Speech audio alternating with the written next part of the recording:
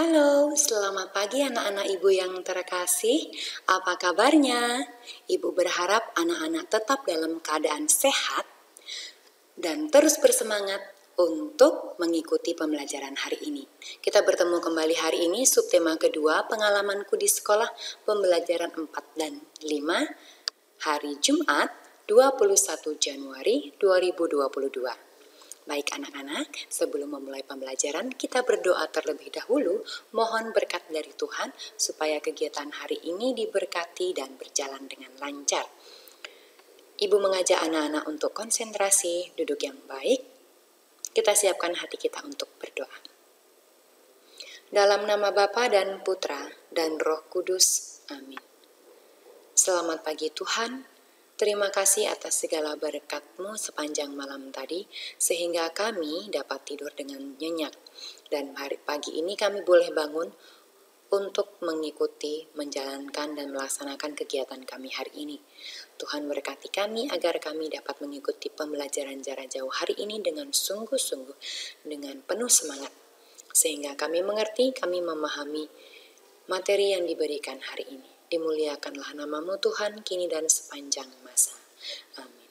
Dalam nama Bapa dan Putra dan Roh Kudus. Amin. Baik anak-anak, Ibu berharap anak-anak dalam keadaan yang semangat tadi ya, lalu konsentrasi untuk mendengarkan penjelasan dari Ibu. Kita tepuk semangat dulu yuk, tepuk semangat.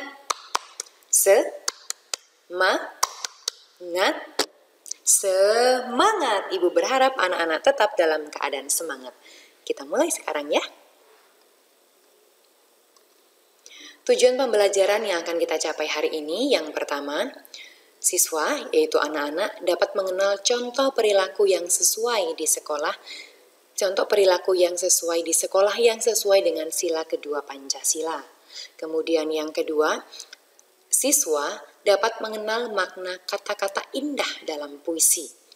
Yang ketiga, dengan mengamati gambar variasi gerak putaran, siswa dapat mengenal gerak keseimbangan dalam putaran dalam senam lantai.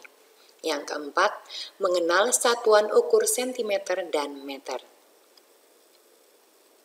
Baik, kita masuk dalam pembelajaran yang pertama. Aku sangat senang memiliki teman. Temanku semuanya baik. Aku dan teman-teman tidak membeda-bedakan. Aku juga tidak membedakan dengan anak perempuan. Ketika bermain, aku juga mengajaknya. Anak perempuan memiliki kesempatan sama dengan laki-laki. Jadi, anak laki-laki ini yang ada di gambar ini, anggap saja Benny, mengatakan dia itu tidak membeda-bedakan teman-temannya. Semua menjadi temannya, semua diajak bermain.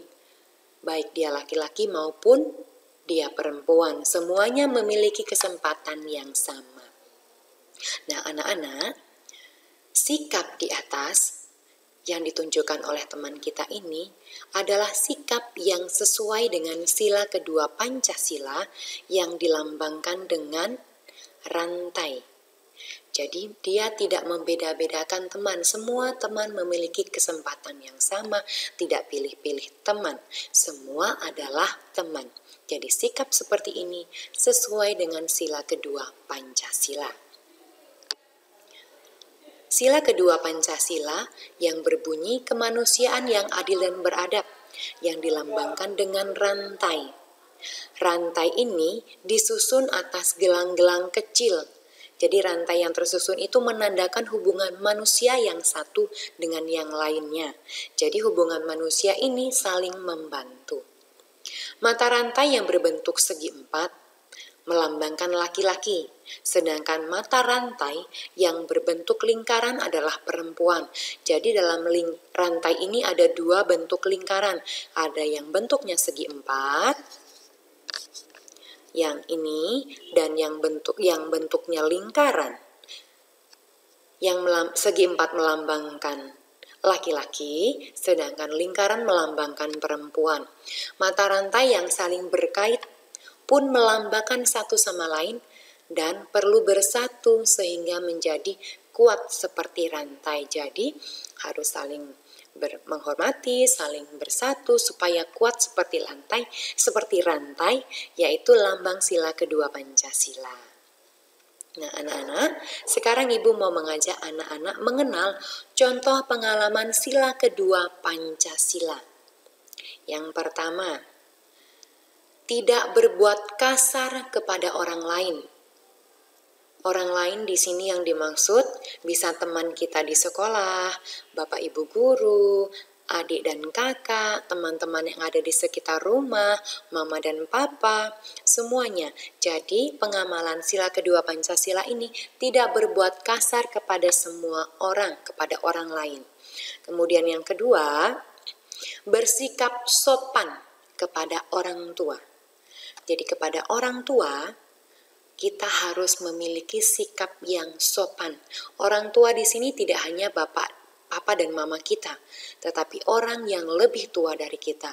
Jika di sekolah yaitu bapak dan ibu guru kita, bapak dan ibu guru, Om PP yang ada di rumah, Om PP yang ada di sekolah, lalu petugas perpustakaan yang ada di TU, semua yang ada di sekolah yang lebih tua dari kita adalah orang tua.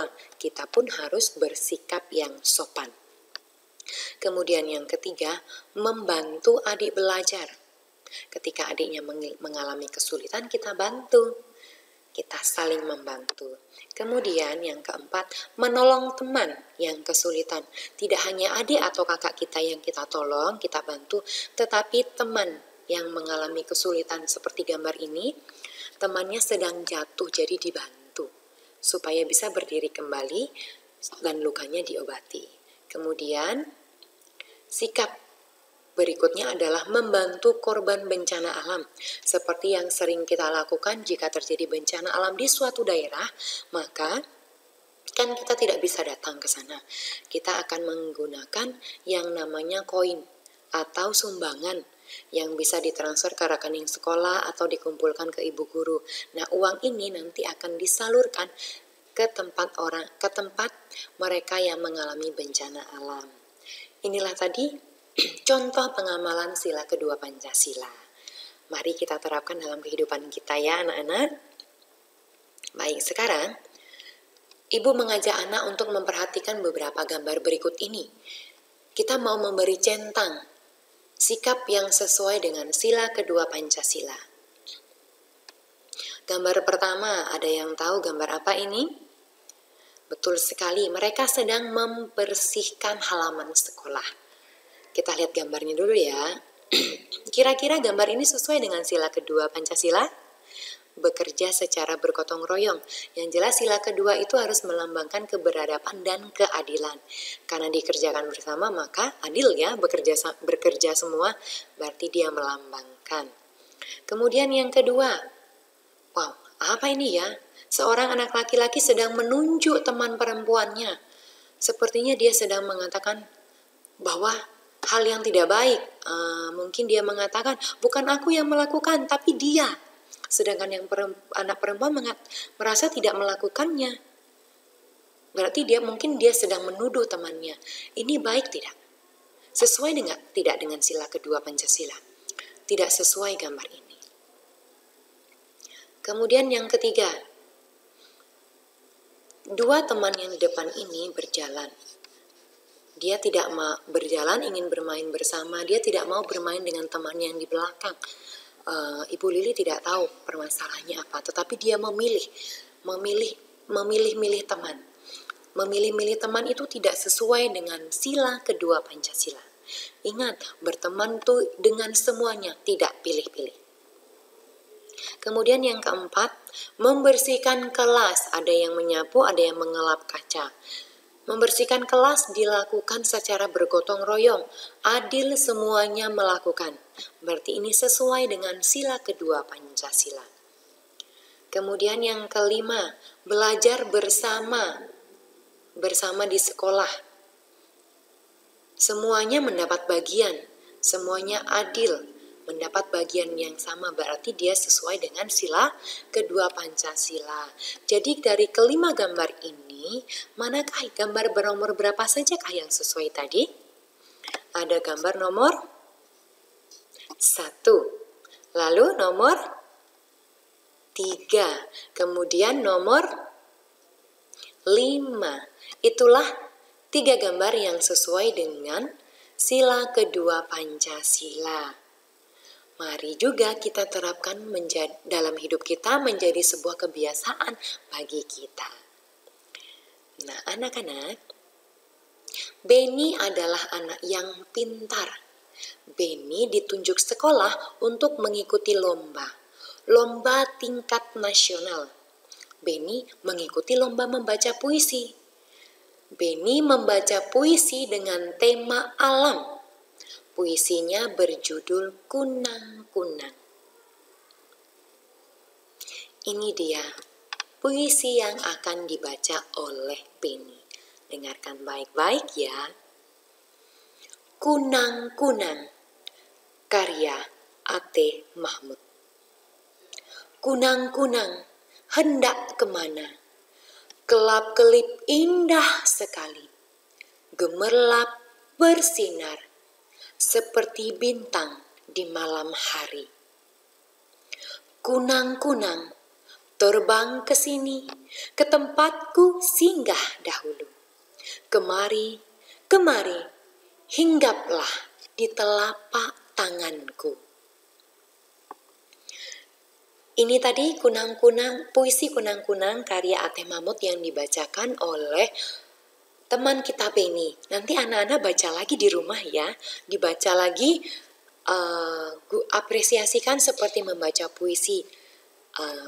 Ibaratkan anak-anak sedang berlatih lalu ingin mengikuti lomba puisi.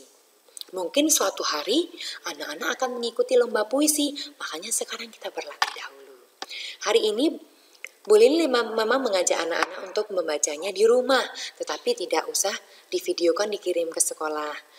Nah, yang mau kita pelajari hari ini adalah tentang bahasa yang indah dari sebuah puisi. Setiap puisi mempunyai kata-kata yang indah. Setiap kata-kata yang indah tersebut memiliki arti atau makna. Nah, kita mau mengenal maknanya. Dari puisi tadi kita mengenal kata hinggap. Kata hinggap seperti gambar kupu-kupu yang hinggap di sebuah bunga. Hinggap ini memiliki arti atau makna bertengger setelah terbang. Kupu-kupu tadi setelah terbang lalu dia hinggap. Nah, lalu dia hinggap berhenti di sebuah bunga. Hinggap yang maknanya adalah bertengger setelah terbang. Satu kata indah dari sebuah puisi Kunang-Kunang. Kemudian kata berikutnya, hendak. Hendak kemana tadi kata-katanya. Hendak ini memiliki makna mau atau akan. Mau akan. Mau kemana, akan kemana.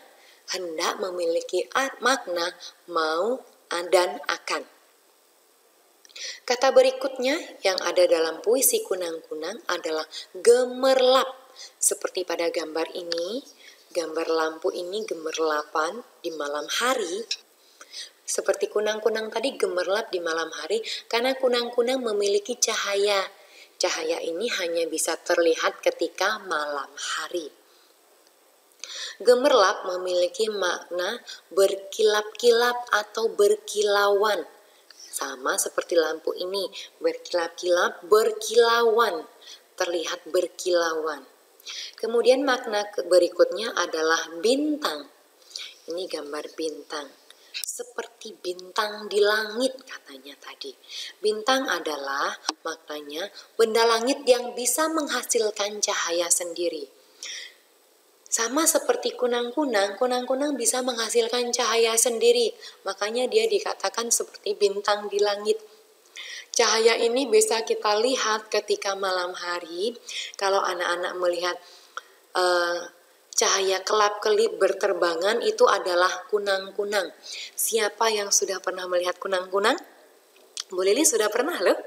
Dia kelap-kelip seperti cahaya bertebangan di antara pohon-pohon biasanya, di antara tanaman atau bunga. Itu yang disebut dengan kunang-kunang. Itulah tadi beberapa kata indah dari sebuah puisi kunang-kunang yang memiliki arti. Selamat mempelajarinya, mengingatnya supaya ingat selalu. Baik ya, oke anak-anak? Nah, anak-anak, berikutnya masih ada, yaitu terbang. Seperti burung, terbang. Bisa terbang berpindah dari satu tempat ke tempat berikutnya. Terbang memiliki makna bergerak atau melayang di udara dengan tenaga sayap. Kupu-kupu memiliki sayap juga, jadi dia terbang, bergerak. Terbang itu tadi bergerak atau melayang di udara dengan tenaga sayap. Nah, itulah tadi makna kata indah dalam puisi kunang-kunang. Nah, anak-anak, tadi Beni sudah membaca puisi. Setelah itu Beni dan teman-teman akan berolahraga. Olahraga yang dilakukan yaitu senam lantai. Apakah anak-anak tahu senam lantai? Kalau dilihat dari gambarnya ini, kira-kira senam lantai apa yang akan mereka lakukan? Nah, sebelum ke sana kita mau tahu senam lantai itu apa. Senam lantai adalah latihan senam yang dilakukan di atas matras. Sebelum melakukan senam lantai, perlu dilakukan pemanasan untuk menghindari cedera. Jenis senam lantai ada dua, yaitu roll depan berguling ke depan dan roll belakang berguling ke belakang. Jadi senam lantai yang akan kita pelajari dan kita kenal hari ini adalah roll depan dan roll belakang. Gerakan roll depan dan roll belakang melatih kekuatan otot perut dan kelenturan otot punggung. Melatih kekuatan otot perut dan kelenturan otot punggung. Posisi awal saat roll belakang adalah berdiri agak jongkok dan posisi akhirnya juga jongkok. Dalam melakukan roll depan dan belakang harus menggunakan matras. Dan anak-anak, kalau anak-anak mau mencoba, ingat harus dalam pengawasan orang dewasa. Jangan dilakukan sendiri ya, mama atau papanya ikut mengawasi. Oke? Baik, sekarang kita mengenal gerakan roll depan dan roll belakang. Gambar yang ada di depan adalah roll depan atau berguling ke depan. Seperti gambar ini. Posisi awal roll depan adalah berdiri, seperti anak ini yang sedang berdiri. Kemudian dia menggunakan gerakan ini dengan tangan ditaruh di depan, kepalanya menelungkup, lalu dia menggulingkan badannya ke depan sampai posisi berdiri kembali. Kita lihat videonya ya. Assalamualaikum warahmatullahi wabarakatuh. Halo anak-anak, apa kabar? Bagaimana keadaan kalian hari ini? Baik-baik ya? Oke, hari ini kita belajar tentang roll depan atau guling depan. Nah, untuk mempersingkat waktu, kalian bisa baca di deskripsi atau kalian bisa melihat tayangan video berikut ini.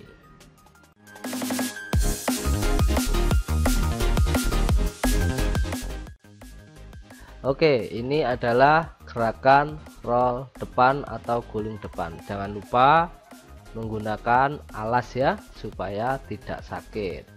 Untuk gerakan awal seperti ini, gulingkan badan kalian ke depan dan sikap akhirnya seperti itu. Perhatikan yang berikut ini. Ini jangan sampai ditiru ya. Gerakan yang seperti ini salah anak-anak. Jadi kalau tumpuan kalian kepala, maka akibatnya adalah seperti ini, leher kalian bisa sakit atau cedera. Jangan sampai itu terjadi pada kalian. Yang benar adalah tumpuannya di tengkuk bagian leher belakang ya, seperti itu. Kalau kalian takut, coba gunakan kasur yang empuk supaya tidak sakit. Mengerti kan? Dadah. Kemudian roll belakang, yaitu berguling ke belakang seperti pada gambar. Posisi awal roll belakang adalah agak berjongkok. Dan posisi akhirnya jongkok. Seperti gambar ini, dia menggerakkan badannya ke belakang. Ini,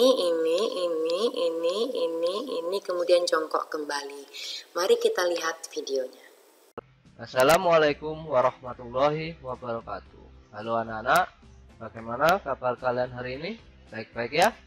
Oke, hari ini kita akan belajar tentang guling belakang atau biasa disebut dengan roll belakang. Oh ya anak-anak, supaya lebih jelas kalian baca deskripsi yang ada di video ini dan pelajari dengan baik video yang satu ini.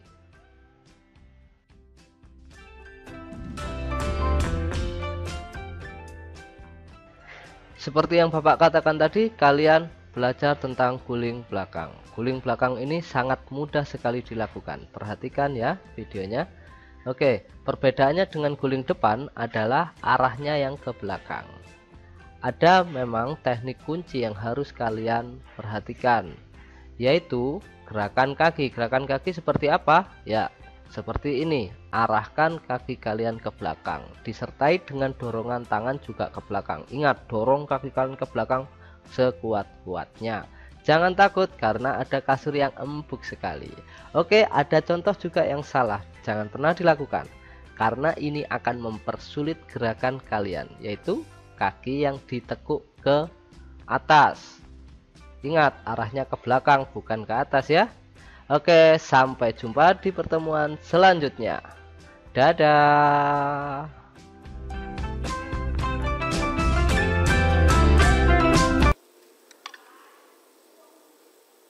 Itulah tadi kegiatan kita hari ini. Ibu berharap anak-anak mengerti, memahami, dan dipelajari kembali. Ada tentang sikap yang sesuai dengan sila Pancasila, kemudian puisi, makna kata indah dalam puisi, kemudian senam lantai yaitu roll belakang dan roll depan. Kegiatan kita hari ini sudah selesai, kita tutup dengan berdoa. Dalam nama Bapa dan Putra dan Roh Kudus. Amin. Selamat pagi Tuhan, terima kasih karena hari ini kami boleh belajar bersama. Kini kegiatan kami telah selesai. Lindungi, berkati kami untuk kegiatan kami selanjutnya. Berkati kami agar kami dapat mengerjakan tugas yang diberikan Ibu Guru dengan baik, dengan sungguh-sungguh. Terima kasih Tuhan. Amin. Dalam nama Bapa dan Putra dan Roh Kudus. Amin. Terima kasih anak-anak. Sampai bertemu kembali dalam video pembelajaran berikutnya, di tema berikutnya, pertemuan berikutnya bersama Ibu Guru yang lainnya. Tetap semangat, tetap jaga kesehatan. Salam Tarakanita, satu hati, satu semangat Tarakanita. Yes. Bye-bye.